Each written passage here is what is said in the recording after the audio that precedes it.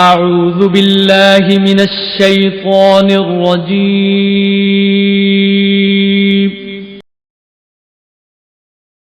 بسم الله الرحمن الرحيم. الحمد لله نحمده ونستعينه ونستغفره ونعوذ بالله من شرور أنفسنا ومن سيئات أعمالنا. من يهده الله فلا مضل له ومن يضلله فلا هادي له. وأشهد أن لا إله إلا الله وحده لا شريك له وأشهد أن محمدا عبده ورسوله. أما بعد فإن خير الحديث كتاب الله وخير الهدي هدي محمد صلى الله عليه وسلم وشر الأمور محدثاتها وكل محدثة بدعة وكل بدعة ضلالة وكل ضلالة في النار. فأعوذ بالله السميع العليم من الشيطان الرجيم. بسم الله الرحمن الرحيم. هو الذي يسيركم في البر والبحر حتى إذا كنتم في الفلك وجرينا بهم بريح طيبة وفرحوا بها جاءتها ريح عاصف وجاءهم الموج من كل مكان وظنوا أنهم أحيط بهم دعوا الله مخلصين له الدين لئن أنجيتنا من هذه لنكونن من الشاكرين. فلما أنجاهم إذا هم يبغون في الأرض بغير الحق.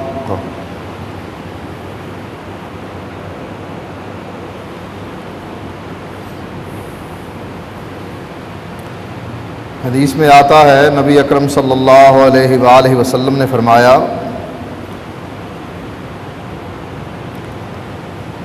انسان عمل کرتا ہے یہاں تک کہ اس میں اور جنت کے درمیان ایک بالشت کا فاصلہ رہ جاتا.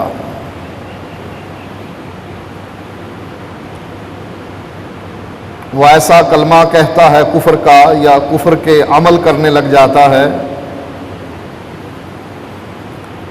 جنت کے اتنا قریب ہونے کے باوجود دوبارہ کفر کے عمل کرنے کی وجہ سے، کفریہ عقیدہ رکھنے کی وجہ سے جنت میں جانے کی بجائے جہنم میں چلا جاتا. ایسے ہی ایک انسان کفریہ عقیدہ رکھتے ہوئے عمل بھی کفریہ کرتا ہے، جہنم کے قریب پہنچ جاتا ہے. اس کے درمیان اور جہنم کے درمیان ایک بالشت کا فاصلہ باقی رہ جاتا. اللہ اس کو اس موقع پر ہدایت دے دیتا. جہنم کے اتنا قریب آنے کے باوجود کہ ایک بالشت کا فاصلہ رہ گیا، اللہ نے اس کو ہدایت دی اور وہ جنت میں چلا گیا. ہدایت یہ اللہ کی توفیق ہے، اور اللہ ہدایت اس سے دیتا ہے جس سے اللہ خوش ہو جائے، اور اللہ اس سے خوش ہوتا ہے جو نرم مزاج ہے، نرم دل ہے، بات کو سمجھنے والا ہے،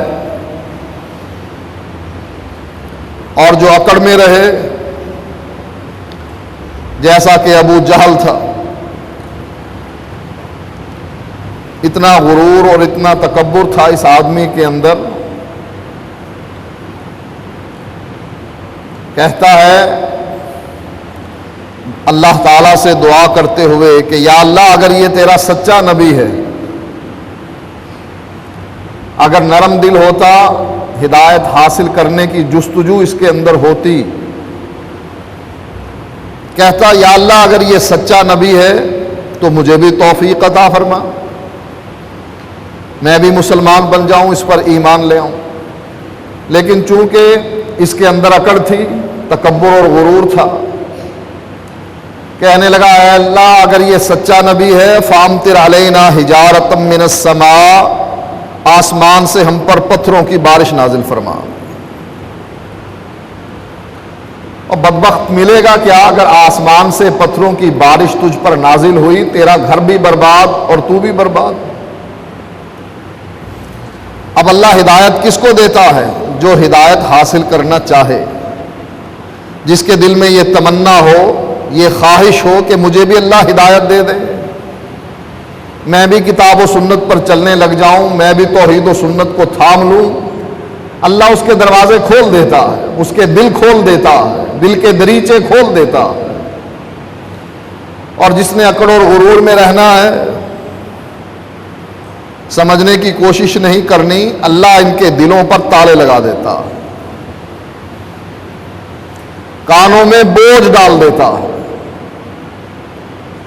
آنکھوں پر پردے ڈال دیتا ہے کہ ان آنکھوں سے پڑھ کر کہیں ہدایت نہ نصیب ہو جائے ان کو، کانوں سے سن کر کہیں یہ مسلمان نہ ہو جائے.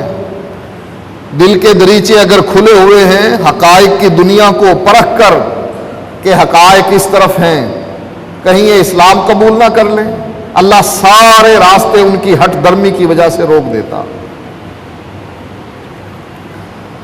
اب آپ دیکھتے ہیں مکے میں اللہ کے نبی کو سب سچا جانتے ہیں. وہ واقعہ آپ نے سنا ہی ہے جس میں اللہ کے نبی پہاڑ کی چوٹی پر چڑھ کر پوچھتے ہیں هل وجدتمونی صادقا او کاذبا، مجھے یہ بتلاؤ کہ میں سچا ہوں یا جھوٹا ہوں. تمام لوگوں نے گواہی دی ما جربنا علیک الا صدقا، اے محمد تیری زبان سے ہمیشہ ہم نے سچ ہی سنا ہے، جھوٹ کبھی نہیں سنا. اگر تو یہ کہتا ہے کہ پہاڑ کے پیچھے دشمن ہے ہم مان لیں گے تیری بات. اب جو آدمی دنیا کے معاملات میں جھوٹ نہیں بولتا، سچ بولتا ہے، وہ اللہ کے معاملے میں جھوٹ بولے گا؟ مکے کے مشرکوں کو اس کا تجربہ تھا کہ اللہ کے نبی سچے ہیں، لیکن کتنے لوگوں کو ہدایت ملی؟ جب پتہ بھی ہے کہ سچے ہیں لیکن ایمان آپ پر کتنے لوگ لے کر آئے؟ مکے اور مدینے کے افراد اگر شامل کیے جائیں جنگ بدر کے موقع پر 300 اور کچھ لوگ تھے. اس میں مدینے کے افراد بھی تھے جو مسلمان ہوئے اور جو مکے سے آئے تھے وہ بھی تھے. کتنی محنت ہے، 13 سالہ محنت میں 300 اور کچھ لوگ مسلمان ہوتے ہیں نبی اکرم صلی اللہ علیہ وسلم. حالانکہ سچا آپ کو سب مانتے ہیں. اور بخاری کی یہ روایت جس میں ایک مشرک مرد اور ایک مشرکہ عورت کا بیان ہے کہ اللہ کے نبی سچے ہیں. عبداللہ بن مسعود بیان کرتے ہیں قال انطلق سعد بن معاذ مؤتمرا، کہ حضرت سعد بن معاذ عمرے کی نیت سے مکے تشریف لے گئے. قال فنزل على امیہ بن خلف،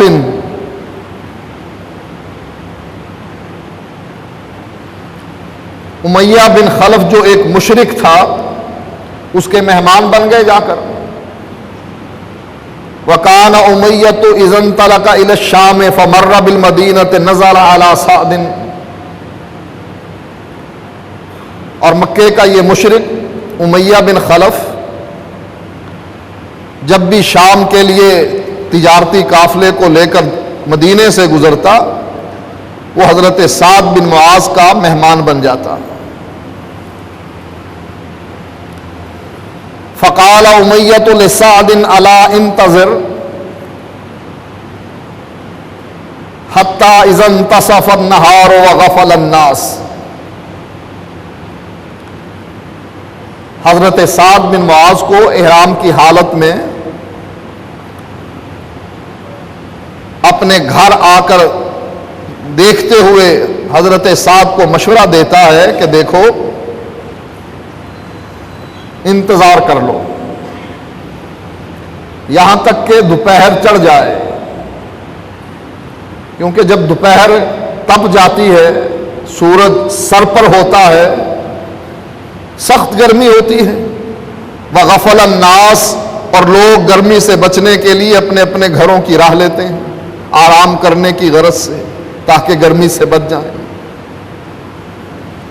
امیہ بن خلف کا بھی یہی خیال تھا کہ چلو گرمی پڑے گی، لوگ گھروں میں چلے جائیں گے، اور اس گرمی کی حالت میں اگر سعد بن معاذ بیت اللہ کا طواف کریں گے تو کسی کو خبر ہی نہیں ہوگی، کوئی دیکھے گا ہی نہیں، لہذا کوئی لڑائی جھگڑے کا مسئلہ پیدا نہیں ہوگا۔ ان تلقتا فتفتا، اس حالت میں تم جا کر بیت اللہ کا طواف کرنا جیسے میں نے تمہیں مشورہ دیا ہے۔ حضرت سعد رضی اللہ تعالی عنہ نے اپنے میزبان کی مجبوری دیکھی کہ اس کے سر پر سارا وبال آئے گا، مان لی بات کہ چلو دوپہر کو اگر ہم چلے جائیں گے تو کیا فرق پڑے گا۔ عبداللہ ابن مسعود کہتے ہیں فبین سعد یطوف، حضرت سعد بن معاذ بیت اللہ کا طواف کر رہے ہیں، اذا ابو جہل کی بدقسمتی کہ وہ بھی بیت اللہ میں آ گیا۔ فقال من ھذا الذی یطوف بالکعبہ، اسے تعجب ہوا یہ دیکھ کر کہ لوگ تو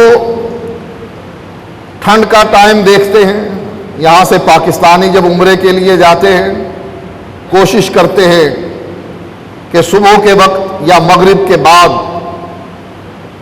بیت اللہ کا طواف کریں، عمرہ کریں، تاکہ جو گرمی ہے اس سے بچا جائے۔ ابو جہل نے دوپہر گرمی کے موقع پر جب سورج سر پر ہے ایک شخص کو بیت اللہ کا طواف کرتے ہوئے دیکھا تو تعجب سے پوچھا من ھذا الذی یطوف بالکعبہ، یہ بیت اللہ کا طواف کون کر رہا ہے اس وقت؟ فقال سعد انا سعد، حضرت سعد فرمانے لگے میں سعد ہوں۔ معروف تھے، مالدار آدمی تھے، سردار تھے اپنی قوم کے، فرمانے لگے میں سعد ہوں۔ فقال ابو جہل تطوف بالکعبہ آمنا وقد آویتم محمدا واصحابہ، تم اتنے امن سے بیت اللہ کا طواف کر رہے ہو اور تم نے اتنا بڑا گناہ، اتنی بڑی غلطی، اتنا بڑا جرم کیا ہے۔ قد آویتم محمدا واصحابہ، تم نے محمد اور ان کے ساتھیوں کو مدینے میں پناہ دے رکھی۔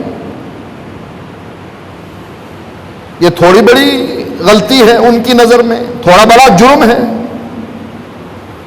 کہ محمد صلی اللہ علیہ وآلہ وسلم نے نبوت کا اعلان کر دیا،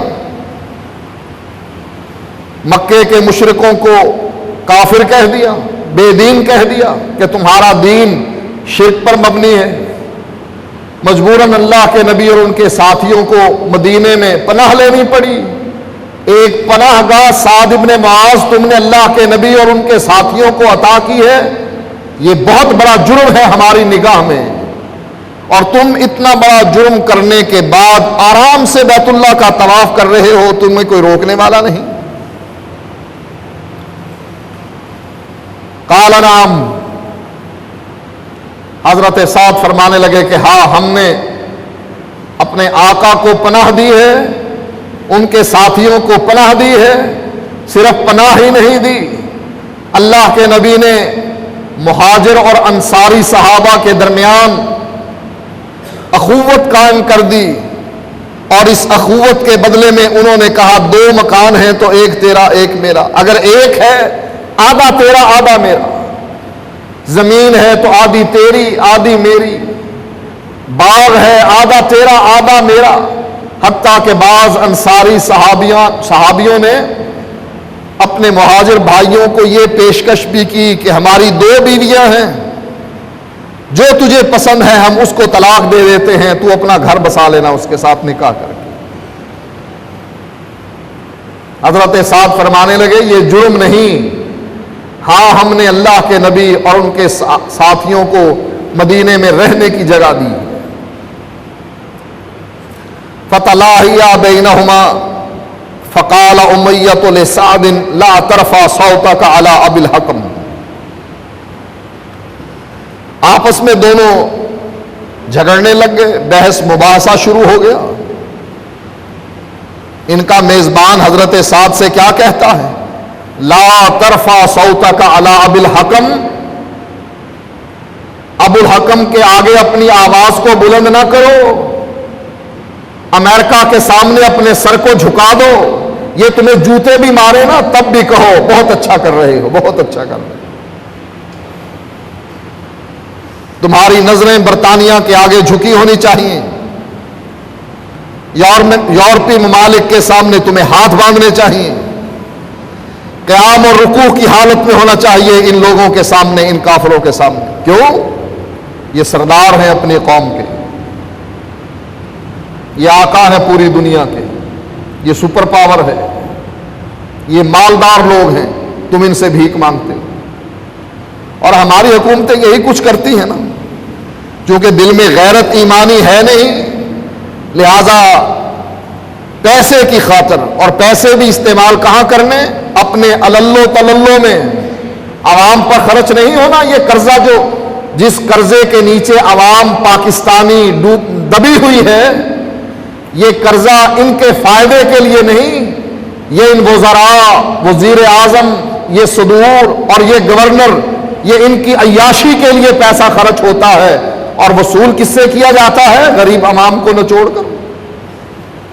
بجلی پر زیادہ ٹیکس لگا دو، اینٹوں پر ٹیکس لگا دو، ہر چیز پر ٹیکس لگا دو، 15-20% ٹیکس لگا کر ان سے وہ ٹیکس کے ذریعے سے وہ قرضہ حاصل کیا جاتا ہے جس قرضے کی بنا پر یہ اپنے 4 دیواری کے اندر عیاشی کے اڈے قائم کرتے ہیں۔ غلام قوم کی کیا زندگی ہے؟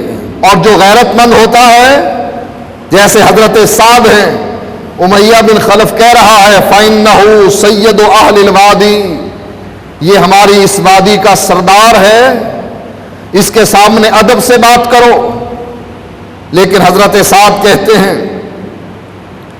قال سعد واللہ لئن منعتنی ان اطوف بالبیت لاقطعن متجرک بالشام۔ حضرت سعد کہتے ہیں ابو جہل سے، ابو جہل تو زیادہ سے زیادہ کر کیا سکتا؟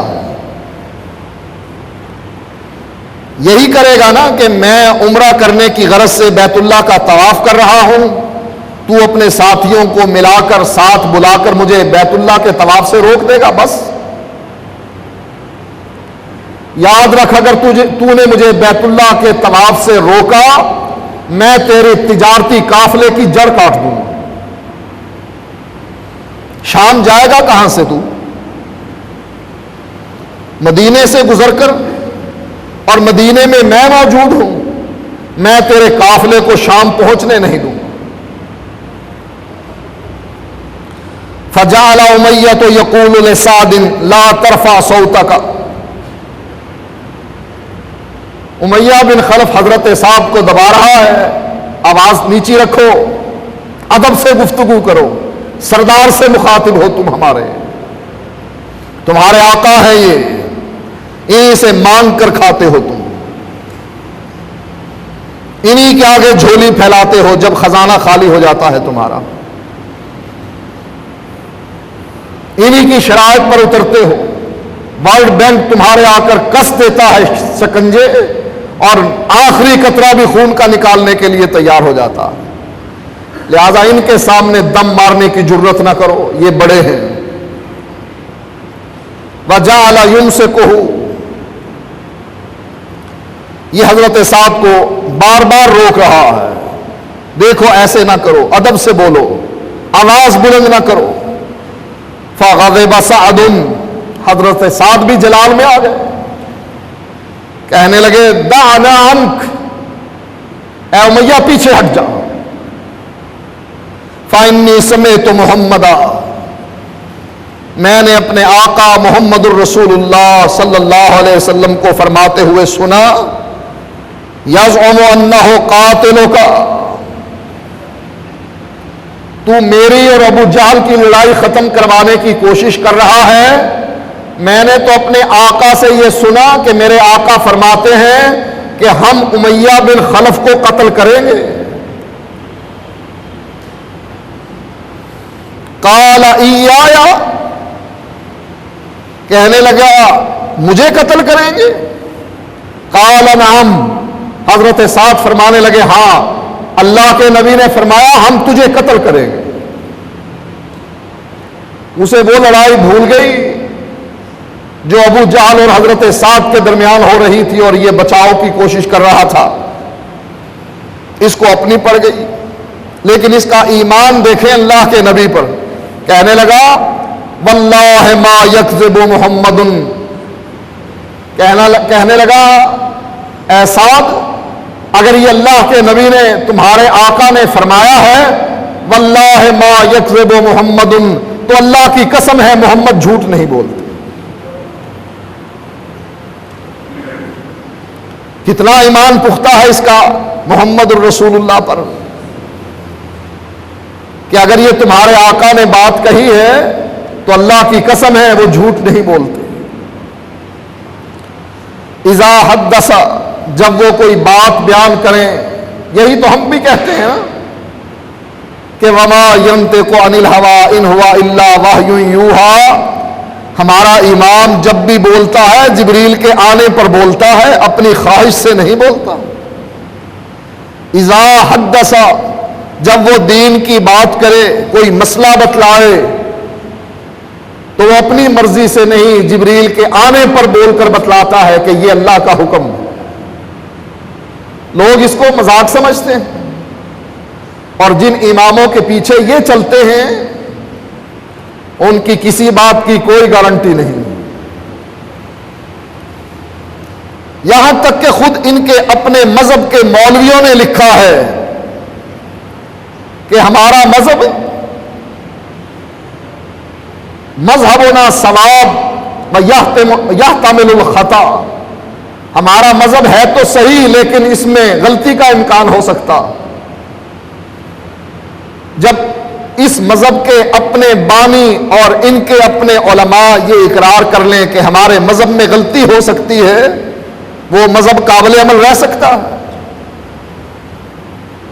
کسی کو اگر کہہ دیا جائے یہ کھانا تیرے سامنے رکھا ہے، لگتا تو ٹھیک ہے لیکن میرا بیٹا وہاں پیشاب کر رہا تھا، ہو سکتا ہے اس میں پیشاب کے چھینٹے پڑ گئے ہوں، اب چاہے وہ جتنا مرضی لذیذ کیوں نہ ہو کھائیں گے آپ؟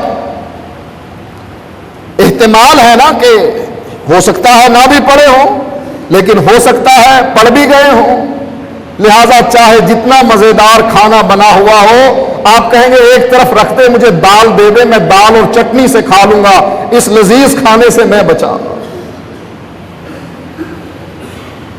جب آپ کو وہ لذیذ کھانا جس میں احتمال ہے کہ پیشاب کے چھینٹے پڑ گئے ہوں گے، آپ اس کو کھانے کے لیے تیار نہیں، حالانکہ دنیا کا معاملہ ہے، یہ تو آخرت کا معاملہ ہے، اس مذہب پر عمل کرنے کے لیے آپ کیسے تیار ہو جاتے ہیں جس مذہب کے بارے میں ان کے مولوی خود لکھتے ہیں کہ ہو سکتا ہے غلطی ہو اس میں؟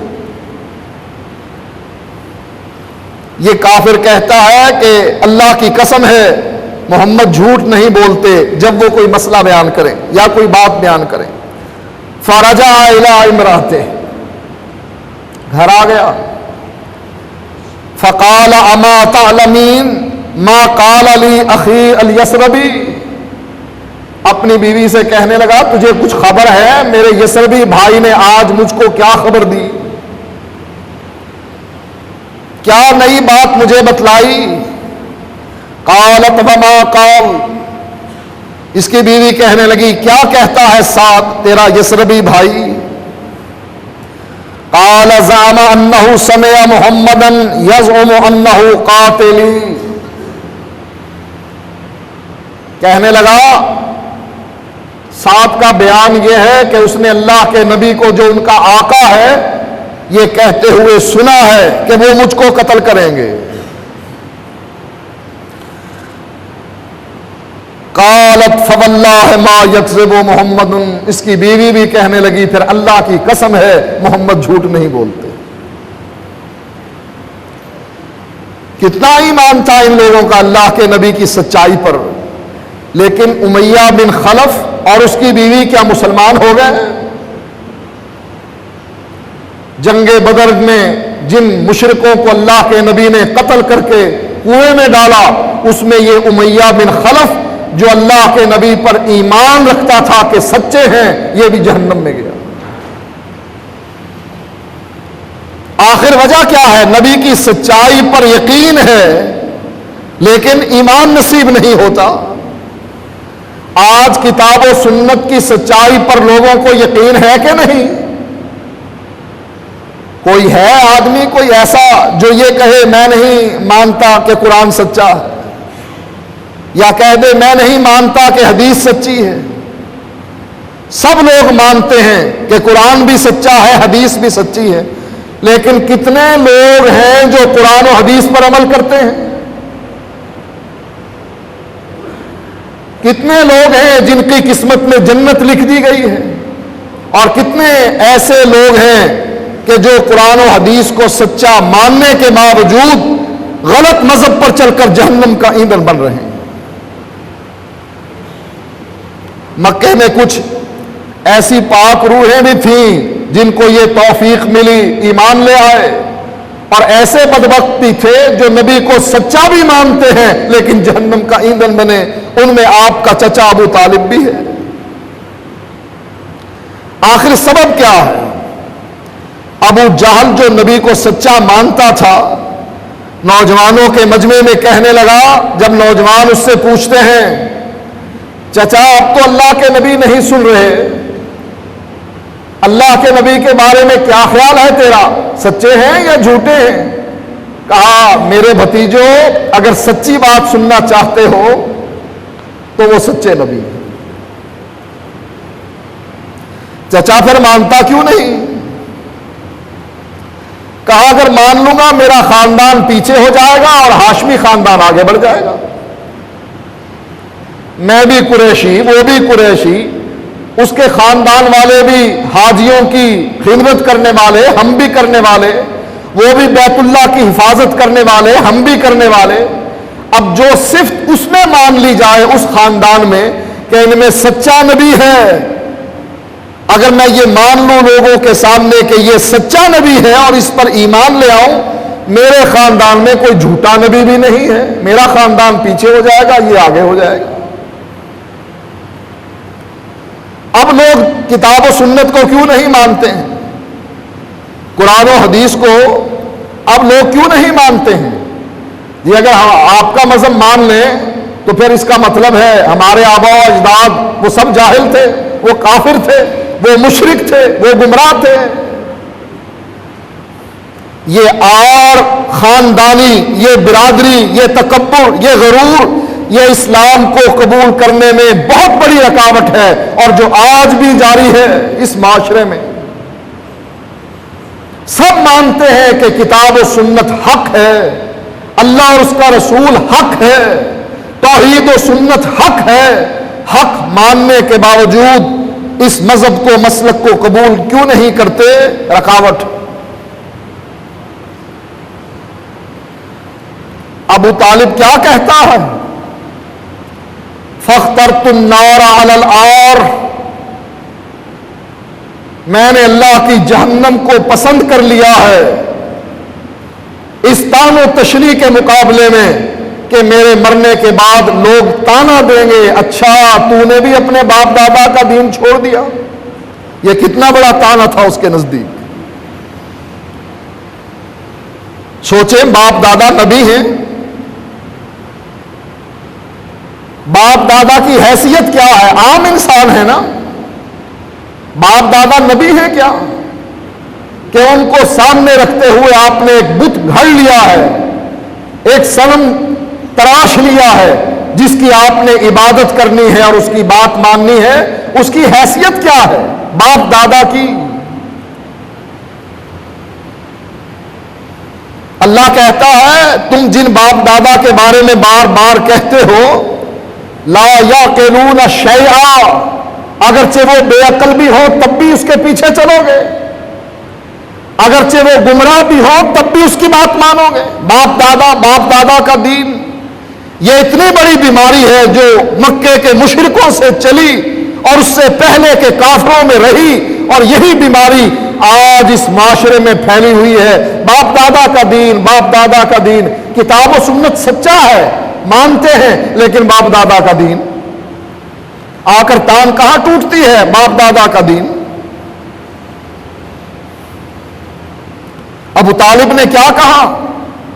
فاخترت النار علی العار، میں نے اس تان و تشنیع کے مقابلے میں اللہ کی آگ کو قبول کر لیا ہے کہ آگ میں جلنا منظور ہے، لیکن یہ سننا منظور نہیں کہ لوگ یہ کہیں کہ یہ بھی اپنے باپ دادا کے دین کو چھوڑ کر اپنے بھتیجے کے دین پر چل پڑا، حالانکہ مانتا تھا کہ سب سے سچا دین میرے بھتیجے کا۔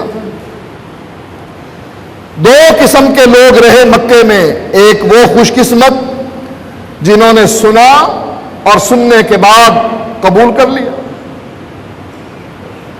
طفیل بن عمرو الدوسی اپنے علاقے کے سردار ہیں، بہت بڑے شاعر ہیں، عقل مند دانا بینا انسان ہیں، لوگوں کے فیصلے کرنے والے۔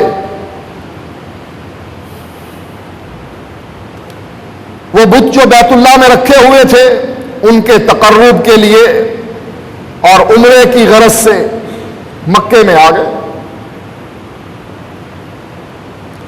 ساروں نے ویلکم کہا، آئیے تشریف لائیے، خوش آمدید۔ سردار ہیں، مالدار ہیں، غریب آدمی ہوتا کون پوچھتا ہے۔ حضرت ابو ذر غفاری اپنے علاقے سے چلے، مکے میں پہنچے، کوئی ویلکم کرنے والا نہیں۔ پہلے دن بھی کھانے پینے کے لیے کیا ملا؟ کہا زمزم کا پانی پیتا رہا۔ دوسرے دن بھی زمزم کا پانی پیتا رہا، تیسرے دن بھی زمزم کا پانی، اس پر گزارا کرتا رہا۔ چونکہ سردار تھے، مالدار ایک دوسرے کے بہت آگے پیچھے ہوتے ہیں کہ ہمیں بھی اس سے کام پڑے گا، اور جو غریب ہے اس کو دور سے ہی دھتکا، پیچھے تو ہماری مجلس میں کہاں سے آیا؟ اور اللہ کے نبی فرماتے ہیں وہ دعوت بدترین دعوت ہے جس میں صرف مالدار لوگوں کو مدعو کیا جائے اور غریبوں کو نہ بلایا جائے۔ حضرت طفیل سے کہنے لگے یہ لوگ اکٹھے ہو کر، ماشاءاللہ آپ تشریف لائے ہیں عمرے کی غرض سے، لیکن دیکھنا یہاں ایک آدمی ہے جس کا نام محمد ہے، بہت بڑا جادوگر ہے، بہت بڑا جادوگر ہے، جو ایک دفعہ اس کی مجلس میں گیا بس وہ گیا وہ اسی کا ہوا۔ ہماری مسجدوں میں لوگ آنے سے ایک دوسرے کو کیوں روکتے ہیں پتہ ہے کبھی؟ ہم کیا چھریاں لے کر بیٹھے ہیں یہاں پر کہ اس کو ذبح کر دیں گے، یا اس کی جیب کتر لیں گے، اس کی جیب سے پیسے نکال لیں گے؟ کیوں منع کرتے ہیں اس مسجد میں نہ جانا،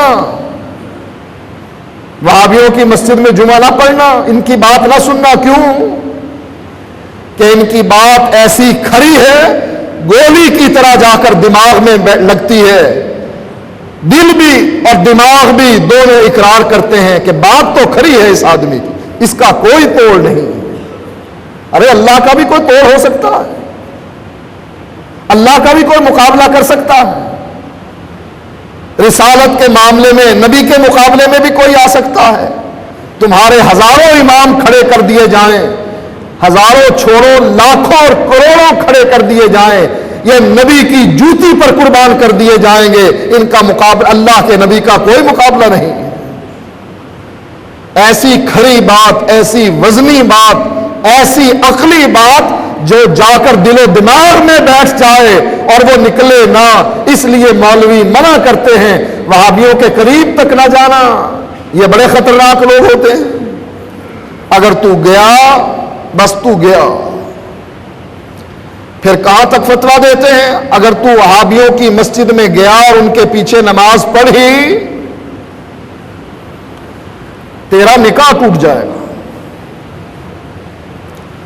اور کراچی میں باقاعدہ ایک بریلوی مفتی نے فتویٰ دے دیا. عبداللہ بن سبیل امام کعبہ کراچی تشریف لائے. لوگوں نے شوق میں کہ چلو امام کعبہ آیا ہے اس کے پیچھے نماز پڑھتے ہیں. لوگ نماز پڑھنے کے لیے چلے گئے. اگلے دن مفتی نے فتویٰ جڑ دیا جن جن لوگوں نے امام کعبہ کے پیچھے نماز پڑھی سب کا نکاح ٹوٹ گیا.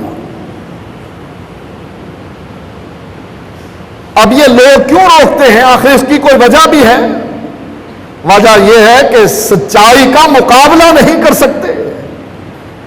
اس حقیقت کا کوئی انکار نہیں کر سکتا, اس کا کوئی توڑ نہیں لا سکتا. جیسے قرآن کے بارے میں اللہ نے فرمایا اگر سارا جہان بھی مل جائے نا اس جیسی 10 صورتیں منانے کے لیے, فرمایا 10 کو چھوڑو اس جیسی ایک صورت بنانے کے لیے. کہا ایک کو بھی چھوڑو.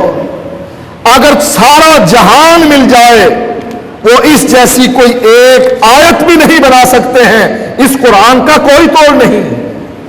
یہ چیلنج اللہ کا برقرار رہا. یہ ماما کے سردار آئے, شمامہ بن سمان. جب مسیلمہ کذاب کا فتنہ عروج پر پہنچا فرمانے لگے کبھی تم نے موازنہ کیا ہے قرآن کا اور مسیلمہ کذاب جو جھوٹا نبی ہے اس کی باتوں کا کہ وہ بھی باتیں ملا کر پیش کرتا ہے؟ کیا پیش کی؟ کہا ہے مینڈک تو ٹرٹر کرتا ہے پانی میں, اتنی بار ٹرٹر کرتا ہے اور تیرا پانی جو ہے پھر بھی صاف اور شفاف رہتا ہے, گندا نہیں ہو. یہ قرآن کے مقابلے میں اس کا مقابلہ کر رہا ہے وحی کے ذریعے سے. کہا موازنہ کر کے دیکھو, اس کی صورتوں کو دیکھو, اس کی صورتوں کی شیرنی کو دیکھو, اس کے قرآن کے اعجاز کو دیکھو کہ لوگ مقابلہ کرنے سے قاصر ہیں. اور تمہارے جھوٹے نبی کا کلام دیکھو, کہتا ہے مینڈک تو ٹرٹر کرتا ہے, کتنی بار ٹرٹر کرتا ہے اور پانی پھر بھی خراب نہیں ہوتا. یہ وحی کا مقابلہ کر رہا. حضرت طفیل آخر پروپیگنڈا ہے. جیسے حضرت حسین کے بارے میں ان لوگوں نے پروپیگنڈا کیا, یزید نے مارا, یزید نے مارا, یزید نے مارا, یزید. ہم سب سنی بھی کہتے ہیں ہاں یزید نے مارا, یزید نے مارا. پروپیگنڈا بہت بری چیز. اسی لیے ایک انگریز کہتا ہے جھوٹ بولو, اتنی دفعہ بولو, اتنی دفعہ بولو کہ لوگ یقین کر جائیں سچ ہے. جیسے وہ ٹھگ لوگ تھے. ایک آدمی بیچارہ پیسے اس نے جمع کیے, خرچہ اکٹھا کیا, قربانی کے لیے بکرا لے لیا. اب ان ٹھگوں کے 3-4 گروہ بن گئے. پہلا گروہ ملا, کہا یہ کتا کتنے کا خریدا ہے؟ کہا کم بخت کتا, منہ پر تھپڑ ماروں گا, بکرا لیا ہے میں نے. کہا اچھا تیری مرضی ہے تو کتا, تو اس کو بکرا کہتا رہے. اگلا گروہ ملا, اس نے بھی یہی بات کہہ دی. تیسرا گروہ ملا, اس نے بھی یہی بات کی کہ بڑا مزیدار کتا خریدا ہے تو نے. جب چوتھا گروہ ملا اور اس نے کہا کہ یہ کتا کتنے کا خریدا ہے, اس غریب آدمی نے اس کی رسی چھوڑ دی کہ ہو سکتا ہے کتا ہی ہو. حضرت طفیل نے ایک آدمی کی سنی, دوسرے کی سنی, جو بھی آئے یہی کہے یہ بڑا جادوگر ہے, اس کے قریب نہ جانا, نقصان کیا ہوگا. آبا اجداد کا دین چھوڑ بیٹھے. حضرت طفیل کہتے ہیں میں نے بیت اللہ کا طواف تو کرنا ہی تھا, میں نے اپنے دل میں ٹھان لی کہ میں اس کی بات نہیں سنوں گا, اور احتیاط بھی میں نے کیا کی, روئی لے لی اور اپنے کانوں میں ٹھوس لی. کہیں ایسا نہ ہو کہ اچانک اس کا اور میرا آمنا سامنا ہو جائے اور میرے کان کھلے ہوئے ہوں اور اس کی بات میرے کان میں پڑ جائے اور میں اس کی جادوگری کا شکار ہو جاؤں اور اپنے ماں باپ کے دین کو چھوڑ بیٹھوں، ایسا کرتا ہوں میں روئی ٹھوس لیتا ہوں تاکہ اچانک ملاقات ہونے پر بھی اس کی بات میرے کانوں میں نہ آئے۔ بیت اللہ کا طواف کرنے چلا گیا، دیکھا اللہ کے نبی کبھی رکوع میں جا رہے ہیں، کبھی سجدے میں جا رہے ہیں، اللہ کی عبادت کر رہے ہیں۔ حضرت طفیل کہتے ہیں مجھے دیکھتے ہی بہت اچھا لگا، جیسے عبداللہ بن سلام کے بارے میں نے آپ کو بتلایا کہ عبداللہ بن سلام نے اللہ کے نبی کی صفات اپنی کتاب تورات میں پڑھ رکھی تھی، جانتے تھے کہ یہ صفات اللہ کے نبی کی ہیں۔ جب اللہ کے نبی مدینے میں آئے، ملاقات کرنے کے لیے عبداللہ بن سلام پہنچے، دیکھتے ہی کیا ہوا؟ آپ کی صورت دیکھتے ہی دل پکار اٹھا، یہ شکل و صورت کسی جھوٹے کی نہیں ہو سکتی۔ حضرت طفیل کہتے ہیں کہ میں نے اللہ کے نبی کی جب عبادت دیکھی کہ اللہ کے نبی عبادت کر رہے ہیں، مجھے یہ عبادت بہت اچھی لگی اور دل پتہ نہیں قدرتی طور پر ان کے قریب ان کی طرف مائل ہونے لگا کہ یہ عبادت کا طریقہ تو بڑا مزیدار ہے۔ اب لوگ آ کر ہمارے ہاں نماز پڑھتے ہیں، اہل حدیثوں کی مسجدوں میں نماز پڑھتے ہیں، پڑھ کر کیا کہتے ہیں؟ یار نماز تو بڑے اطمینان اور سکون سے پڑھتے ہیں آپ لوگ، ہمارے ہاں تو ٹھونگے مارتے ہیں، ٹھونگے، نہ سورت فاتحہ پیچھے پڑھ سکیں، نہ رکوع کی تسبیحات، اور یہ تراویح جب ہوتی ہے نا مسجدوں میں جا کر تجربہ کر لینا، ٹھونگے مار رہے ہیں، اللہ اکبر اللہ اکبر اللہ اکبر، نہ اٹھنے کا پتہ نہ بیٹھنے کا پتہ۔ دل گواہی دینے لگا کہ یار یہ عبادت تو بڑی اچھی ہے، طریقہ کار تو یہ بڑا اچھا ہے، کبھی رکوع میں، کبھی سجدے میں، کبھی قیام میں، کبھی تشہد میں۔ قدرتی لگاؤ پیدا ہو گیا اللہ کے نبی سے۔ پھر دل میں خیال آیا، اے طفیل تو شاعر ہے، سردار ہے، مالدار ہے، سمجھدار ہے، پنچایت میں تو فیصلے کرتا ہے، یہ کیا طریقہ کار ہے؟ کانوں میں روئی ٹھوس لی اس ڈر سے کہ کہیں اس کی بات تیرے کانوں میں نہ آ جائے۔ ارے شاعر تو قافیہ ردیف جانتا ہے، شعراء کے اونچ نیچ سے واقف ہے، ان کے سخن کلام سے تو واقفیت رکھتا ہے، تیری یہ حرکت تجزیہ تو کر، سن تو صحیح کہتا کیا ہے؟ حضرت طفیل کہتے ہیں میں نے دل نے فیصلہ دے دیا کہ روئی نکال تو دے، بات تو سن لے قریب ہو کر۔ روئی نکال دی، قریب ہوا، اللہ کے نبی کی آیات سنی قرآن کی جو تلاوت کر رہے تھے، دل نے گواہی دی کہ نہیں یہ جادوگر نہیں، جادوگروں کی گنگناہٹ کو میں جانتا ہوں، ان کی حرکات سے میں واقف ہوں، یہ جادوگر نہیں۔ پھر دل نے یہ فیصلہ بھی دے دیا کہ یہ شاعر بھی نہیں، شعراء میں ہمت ہی نہیں ایسا کلام پیش کرنے کی۔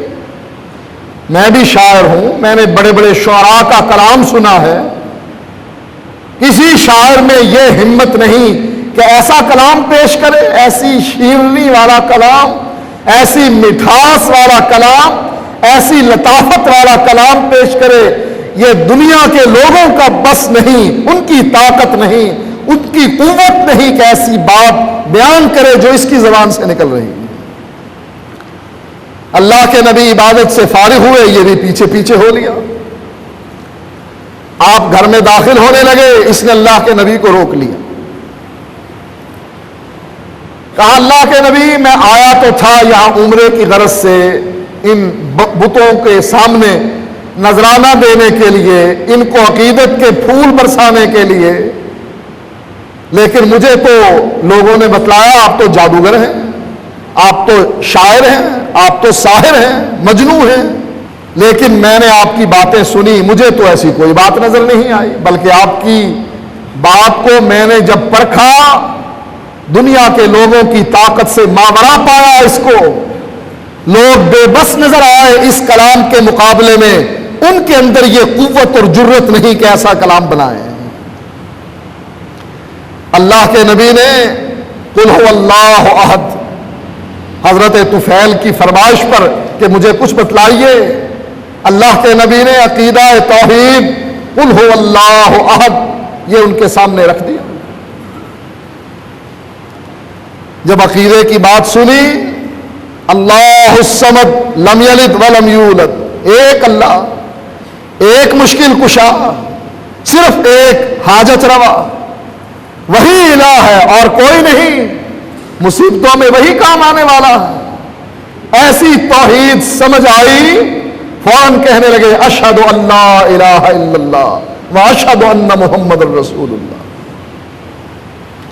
اب یہ باہر سے آیا ہے، نبی سے کوئی رشتہ داری نہیں، پروپیگنڈے کا شکار ہے، لوگوں نے اس کے کان بھر رکھے ہیں، اس نے بھی کانوں میں روئی ٹھوس رکھی ہے، لیکن دل میں جستجو تھی، سنو تو صحیح،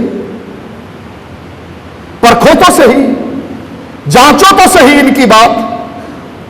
دل میں چونکہ جستجو تھی، لہذا اللہ نے توفیق دی، اللہ نے دروازے کھول دیے، دل کے بند دریچے کھول دیے، کانوں میں سے بوجھ نکال دیا، آنکھوں کے سامنے سے پردے ہٹا دیے، سیدھا جنت کو دیکھنے لگ گیا، کلمہ پڑھا اور اللہ کے نبی کے صحابہ میں شامل ہو گیا۔ اور ایک گھر کا چچا،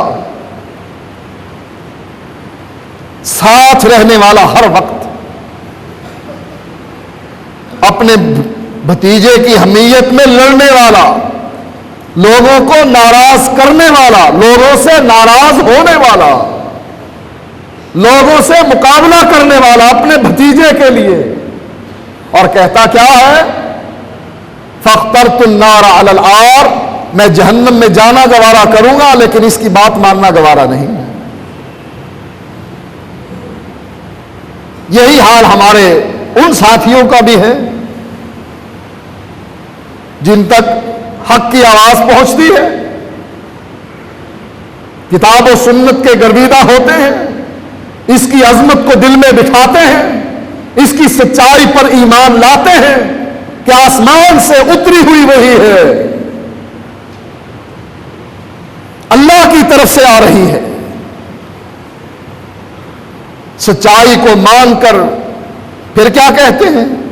اچھا اگر میں بھی مان لوں لوگ کیا کہیں گے، برادری کیا کہے گی، ماں باپ کیا کہیں گے، دوست احباب کیا کہیں گے؟ یہ وہ ہے جو ابو طالب کے راستے پر چل کر کہتا ہے فاخترت النار علی العار، میں نے جہنم کی آگ کو قبول کرنا گوارا کیا ہے لیکن مسلک حقہ کو قبول کرنا گوارا نہیں، سچی بات کو ماننا گوارا نہیں۔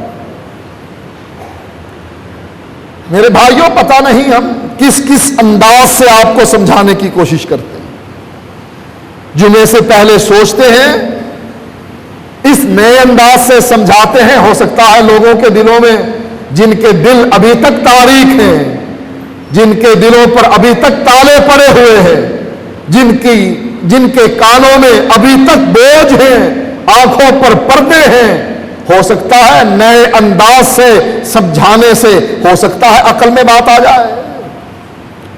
اور عقل میں بات کس کی آتی ہے؟ ہر آدمی کی عقل میں بات نہیں آتی، اسی کی عقل میں بات آتی ہے جس کے دل میں جستجو ہو کچھ پانے کی، اور وہ اللہ سے توفیق مانگتا ہو، یا اللہ میں تجھ سے توفیق مانگتا ہوں، مجھے صراط مستقیم دکھا دے، مولا مجھے بھی صراط مستقیم پر چلا دے، اور مولا میری موت آئے تو صراط مستقیم پر آئے۔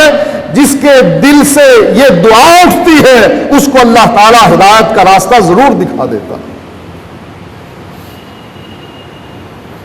اور جو ہو ہی ابو جہل اور ابو طالب کے طریقے پر کہ مانتا ہوں حق ہے لیکن برادری کو کیا جواب دوں گا، پھر اس کے سامنے پورا قرآن کھول کر رکھ دیں،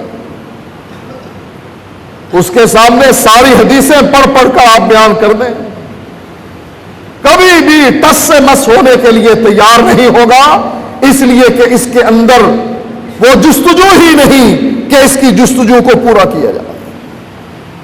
میرے بھائیوں، آپ کی زندگی کا کوئی پتہ نہیں کب چراغ گل ہو جائے، پانی کا لبلبا ہے یہ کب پھٹ جائے اور اس کی عمر ختم ہو جائے۔ کب کس چیز کا انتظار کریں گے آپ؟ ملک الموت کا، کہ جب وہ آ کر آپ کے سامنے ہاتھ پھیلا کر کہے اخرجوا انفسکم، لاؤ جانیں اپنی روحیں نکال کر ہمارے حوالے کرو، لاؤ۔ اس دن کا انتظار کریں گے، اس دن کا انتظار ہوگا جب لوگ کندھا دیں گے، اس دن کا انتظار کر رہے ہیں کہ جب کینچی سے آپ کے کپڑے کاٹ دیے جائیں گے، لکڑی کے تختے پر آپ کو ڈال کر غسل دیا جائے گا، اس دن کا انتظار کر رہے ہیں۔ پھر کوئی مہلت نہیں، ایک لمحے کے لیے بھی مہلت نہیں ملے گی۔ تمنا کرنے والا تمنا کرے گا، یا اللہ تھوڑی سی تو دے دے، کتنی؟ کہا اتنی جتنی وصیت کر سکوں۔ وصیت کرنے میں دیر کیا لگتی ہے؟ یہی نا، یہ الفاظ ادا کرنے میں کتنا ٹائم لگتا ہے؟ میرا آدھا مال اللہ کے راستے میں دے دینا، یا تہائی مال اللہ کے راستے میں دے دینا، چند سیکنڈ لگے نا۔ اللہ سے یہ چند سیکنڈ مانگتا ہے۔ اللہ وصیت کرنے، عمل تو دور کی بات ہے، عمل تو ممکن نہیں، لیکن وصیت کرنے کے لیے تھوڑا سا ٹائم دے دے، وصیت کر لوں۔ اللہ کہتا ہے نہیں، بس ختم، یہ بلبلا پھٹ گیا، ٹائم پورا ہو گیا، ایک لمحے کے لیے، ایک سیکنڈ کے لیے بھی تجھے مہلت نہیں کہ تو وصیت کر سکے۔ سارا مال دے دو، آدھا مال دے دو۔ کس چیز کا انتظار کر رہے ہیں میرے بھائیوں؟ قوا انفسکم واہلیکم نارا، یہ جہنم کی آگ بڑی سخت، 70 گنا کم کر کے اللہ نے دنیا میں بھیجی ہے، 70 گنا کم کر کے۔ اس آگ پر انگلی رکھ کر فاخترتم النار علی العار، اس فکرے کو دہرائیے، اس ہلکی سی آگ پر، چراغ کی لا معمولی آگ ہے، اس پر انگلی رکھ کر اس فکرے کو ذہن میں لائیے، فاخترت النار علی العار، میں نے اس آگ کو قبول کیا ہے اس تان و تشریح کے بدلے میں۔ پھر یہ انگلی دیکھیے کہ آگ برداشت کرے گی؟ معمولی آگ۔ فیصلہ آپ کے ہاتھ میں ہے، ہمارے ہاتھ میں کچھ نہیں، ہمارے ذمے پہنچا دینا ہے، اور نئے نئے طریقوں سے ہم کوشش کرتے ہیں بات آپ تک پہنچا دیں، آپ کے ذہن میں بٹھا دیں۔ ماننا نہ ماننا آپ کے اختیار میں ہے۔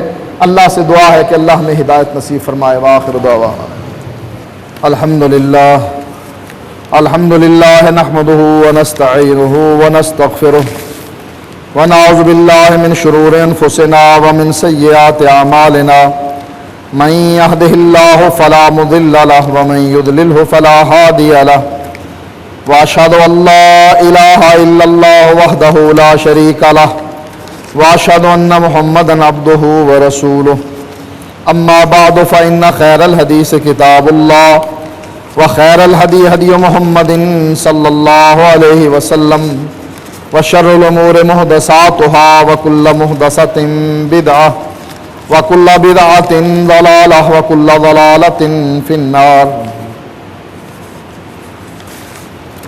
ہارون رشید صاحب بیمار ہیں، ان کی کمر اور ٹانگوں میں درد ہے، ان کی صحت یابی کے لیے، اور ایک شخص ہے ان کی بہن کی شادی کے لیے بھی دعا کریں۔ تمام مسلمانوں کی صحت کے لیے دعا کریں، ان کی تکالیف کے لیے دعا کریں، اللہ رفع فرمائے۔ شب برات کے بارے میں پمفلٹ باہر سٹال پر موجود ہے، ہدیہ 5 روپے رکھا گیا ہے، خریدیں اور لوگوں میں تقسیم کریں۔ آپ کا غسل کس نے دیا اور آپ کی نماز جنازہ کس نے پڑھائی؟ نبی اکرم صلی اللہ علیہ وسلم کو غالباً حضرت فضل بن عباس اور حضرت علی تھے جو غسل دینے والے تھے، اور تمام مسلمانوں نے اللہ کے نبی کی نماز جنازہ پڑھائی۔ حجرے میں جتنے لوگ آ سکتے تھے وہ آپ پر درود پڑھ کر باہر آتے تھے. پہلے مردوں نے پڑھا، پھر عورتوں نے، پھر بچوں نے. یہ طریقہ تھا اللہ کے نبی کا جنازہ پڑھنے کا. ہمارے جنازے سے مختلف تھا. امام مہدی کا کیا ذکر ہے؟ کیا ان کا ظہور عیسیٰ علیہ السلام سے پہلے ہوگا؟ ہاں، ان کا ظہور عیسیٰ علیہ السلام سے پہلے ہوگا. دیوبند کہتے ہیں کہ سورۃ فاتحہ کے بغیر نماز ہو جاتی ہے. دیوبند کہتے ہیں نماز ہو جاتی ہے. اللہ کے نبی کہتے ہیں نہیں ہوتی. کس کی ماننی ہے؟ آپ سوچ لیں. اللہ کے نبی فرماتے ہیں لا صلاۃ لمن لم یقرأ بفاتحۃ الکتاب، جو فاتحہ نہیں پڑھتا اس کی نماز نہیں ہوتی. دیوبند کہتے ہیں ہو جاتی ہے. اب آپ کا فیصلہ آپ کے ہاتھ میں ہے. کس کی ماننی ہے؟ اللہ کے نبی کی یا دیوبند کی؟ کیا کشمیر کا جہاد جائز ہے؟ ایجنسیوں کی لڑائیاں ہیں مسلمانوں کو مروانے کے لیے. پہلے فوج مرتی تھی، اب مجاہدین کے نام پر نوجوان مرتے ہیں. اس کی کوئی حیثیت نہیں. قرآن و حدیث میں کہاں لکھا ہے کہ آپ نبی کے طفیل نہیں مانگ سکتے؟ قرآن و حدیث میں کہاں لکھا ہے کہ آپ ٹٹی نہیں کھا سکتے؟ کہیں لکھا ہے؟ گوبر نہیں کھا سکتے آپ، بکری کی مینگنیاں نہیں کھا سکتے. مسئلہ یہ نہیں ہوتا. مسئلہ یہ ہوتا ہے کہ اللہ کے نبی کے زمانے میں صحابہ نے نبی کے طفیل دعا مانگی یا نہیں مانگی؟ آپ کے فوت ہو جانے کے بعد آپ نے دعا مانگی یا نہیں مانگی؟ یہ نہیں کہا جائے گا کہ کہاں لکھا ہے کہ نہیں مانگنی چاہیے. اچھا، کہاں لکھا ہے کہ ظہر کی 5 رکعتیں نہیں پڑھنی چاہیے؟ کہیں لکھا ہے؟ یہی لکھا ہے نا کہ اللہ کے نبی نے 4 پڑھی. ایسے ہی صحابہ کے بارے میں یہ ہے کہ اللہ کے نبی کے زمانے میں اور بعد میں بھی انہوں نے کسی کا واسطہ نہیں دیا، نہ نبی کا نہ غیر نبی کا. لہٰذا یہ سوال کرنا الٹ ہے کہ کہاں لکھا ہے. لہٰذا یہ سوال کرنے کا طریقہ کیا ہے کہ یہ پوچھا جائے اللہ کے نبی سے وسیلے سے دعا کرنا مانگنا ثابت ہے یا نہیں. بس یہ ہے سوال کرنے کا طریقہ. یہ الٹا سوال کرنے کا طریقہ. مولانا امین صفدر اکاڑوی کی موت کسی مباہلے کے نتیجے میں ہوئی تھی. اگر یہ بات سچ ہے تو کوئی پروف دیں اس کا. اسلامک ریسرچ سینٹر والے کافی عرصے سے ان کے پاس وہ ویڈیو پڑی ہے جو ملتان کے قریب عبدالحکیم ایک جگہ ہے، وہاں ایک علاقہ ہے عابد پور، وہاں یہ مباہلہ ہوا تھا. وہاں کے لوگوں کے بیانات اس ویڈیو میں موجود ہیں. ہم تو اللہ سے اب دعا ہی کر سکتے ہیں اسلامک ریسرچ سینٹر والوں کے لیے کہ اللہ انہیں توفیق دے کہ وہ سی ڈی کی شکل میں باہر لے آئیں تاکہ جو پروف مانگنا چاہتے ہیں ان کو پروف مل جائے. اب یہ پتہ نہیں ہے یہ کتنا لمبا رکا لکھ دیتے ہیں باریک الفاظ کے ساتھ. چھوٹا سا سوال ہو اور سب لوگوں کے لیے ہو تو صحیح ہے. یہ آپ کو بار بار کہا ہے کہ یہ پورا گٹھڑ اٹھا کر آپ سوالوں کا لے آتے ہیں. ٹائم تھوڑا ہوتا ہے، جلدی آنے کی آپ تکلیف نہیں کرتے کہ گھر سے جلدی آ جائیں، اور کم از کم کچھ بات اللہ اور اس کے رسول کی بھی ہفتے میں ایک دن 1 گھنٹے کے لیے، یعنی اتنا ٹائم نکالنا بھی ہمارے لیے بڑا مشکل ہے. اور ٹی وی کے سامنے ساری رات لگے رہیں گے. چلو بیگم کوئی نہیں، صبح کون سا بچوں نے سکول جانا ہے، دفتر کی بھی تو چھٹی ہے.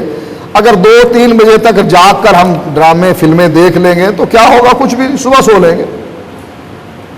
ہفتے میں 1 مرتبہ ساری رات بھی جاگنا پڑے جاگیں گے، لیکن ہفتے میں اللہ کہتا ہے 1 گھنٹے کے لیے آ جاؤ. جب آذان ہو جائے چھوڑ دو کام، چھوڑ دو ملازمت میں، پہلے چھٹی لے لو تھوڑی سی، دکان جلدی بند کر لو، بیوی سے ہاتھ باندھ کر معافی مانگ لو کہ میں جاؤں جمعے کے لیے، اجازت ہے. اتنا بھی ہم گوارا نہیں کرتے، اور جب آ جاتے ہیں پھر گٹھڑ پورا سوالوں کا لا کر سامنے رکھ دیتے ہیں کہ جواب دے شاہ صاحب. اگر نہ دیں پھر کہیں گے دیکھا میرے سوال کا تو جواب دیا ہی نہیں، آتا ہی نہیں تھا نا، اس لیے جواب بھی نہیں دیا. تھوڑے سوال بھیجا کریں تاکہ کسی کو اگر زیادہ اہم بات ہے وہ خود آ کر پوچھ لیں. معراج کے موقع پر اللہ نے اپنے نبی کو اپنا دیدار کروایا. اللہ نے اپنے نبی کو دیدار نہیں کروایا. انہوں نے، حضرت عائشہ بیان کرتی ہیں کہ یہ بہتان ہے اللہ کے نبی پر جو یہ کہے کہ اللہ نے اپنا دیدار کروایا اپنے نبی کو. قرآن کی آیت کی تردید ہے لا تدرکہ الابصار وہو یدرک الابصار. سید کی مذہبی کیا حیثیت ہے؟ لوگ کہتے ہیں کہ یہ حضور کی آل میں سے ہیں، جو سچے ہیں، جو سید ہیں واقعی، اور جو انڈیا سے سرحد کراس کر کے خود بخود بن گئے ہیں، جو کہتے ہیں کہ ہم نے سید بننے کی درخواست دے رکھی ہے کہ ہماری رجسٹریشن بھی ہو جائے سید کے نام پر، وہ تو نبی کے آل میں نہیں۔ نبی کی آل میں وہی ہیں جن کا عقیدہ درست ہے، ان کو کوئی فائدہ ہوگا، اگر نہ جس کا عقیدہ درست نہیں، بے شک وہ سید کیا کچھ بھی بن جائے اس کو کوئی فائدہ نہیں۔ رکوع کے بعد ہاتھ باندھنا افضل ہے، یہ چھوڑنا افضل ہے۔ دلائل زیادہ اسی طرف آتے ہیں، باندھنے کی کوئی دلیل پختہ ایسی نہیں۔ نیک بیٹے کے لیے دعا کا کہا ہے، کاروبار کے لیے کہا ہے کہ اللہ نیک بیٹا دے اور کاروبار اس کا وسیع کرے۔ اشاعت و توحید اور اہل حدیث میں کیا فرق ہے؟ اشاعت و توحید کے امام کے پیچھے نماز پڑھ سکتے ہیں۔ اہل حدیث وہ ہے جو قرآن و حدیث پر چلتا ہے، اور اشاعت و توحید وہ ہے جو علماء دیوبند کی بات مانتے ہیں۔ یہ دیوبندی ہیں، حنفی ہیں، ماتریدی ہیں۔ اہل حدیث وہ ہے جو اللہ اور اس کے رسول کے علاوہ کسی کو نہیں مانتا۔ اگر کوئی شخص 15 سال سے اپنی دکان کی زکوٰۃ اندازے سے دے رہا ہو، آیا یہ طریقہ جائز ہے یا ناجائز؟ زکوٰۃ جو ادا کی ہے وہ خیرات ہے یا زکوٰۃ ہے؟ دیکھیں، اندازہ کر لیں، زیادہ مال اللہ کی طرف چلا جائے یہ بہتر ہے، بجائے اس کے کہ غلط اندازہ کر کے اپنی طرف مال لائیں۔ اندازے سے ہی حساب کتاب کر کے کہ اتنا مال اندازے سے میری دکان میں موجود ہوگا، زیادہ چلا جائے اللہ کی طرف سے یہ بہتر ہے، بجائے اس کے کہ اندازہ کم لگائیں۔ کیا فرض نماز کے بعد اجتماعی دعا مانگنا جائز ہے، جیسے دوسرے مسلک کی مساجد میں امام مانگتے ہیں؟ کیا انفرادی دعا مانگ سکتا ہے؟ حدیث سے تو انفرادی دعا ثابت ہے، اجتماعی دعا اللہ کے نبی نے کبھی نہیں کی، لہٰذا صحیح یہی ہے کہ انفرادی مانگی جائے۔